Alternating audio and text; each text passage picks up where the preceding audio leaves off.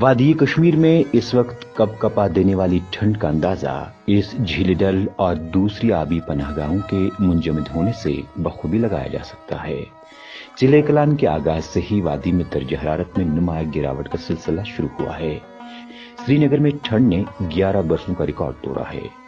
پانی کے نل اور جھیل ڈل سمیت وادی کے دوسرے مقامات پر واقع آبی پناہ گاہوں کے منجمد ہونے سے لوگوں کو کافی دقتوں کا سامنا بھی کرنا پڑ رہا ہے۔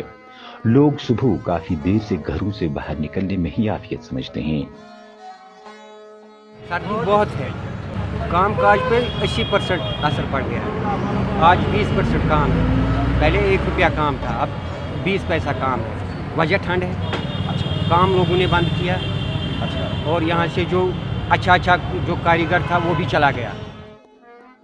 سردی کی شدید لہر اور گہری دھند کی وجہ سے طلبہ و طالبات کو بھی صبح ٹیوشن جانے کے دوران کافی مشکلات پیش آتی ہیں۔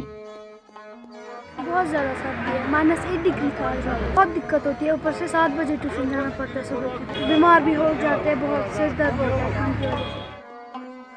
شہرِ آفاق جھیل ڈل کے جم جانے سے اگرچہ یہاں کے مقامی باشندوں کو کشتیاں چلانے میں دشواریاں پیش آتی ہیں، تاہم سیاحوں کے لیے یہ نظارے قابل دید ہیں۔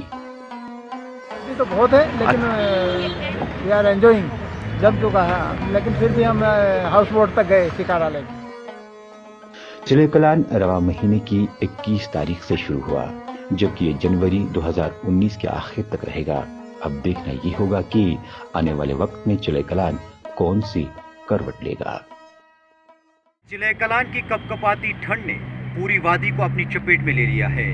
آبی پناہ گاہیں جم چکی ہیں، وہی لوگ امید کرتے ہیں کہ آنے والے وقت میں موسم میں تبدیلی آئے اور اس کڑاکے کی ٹھنڈ سے راحت محسوس کی جائے۔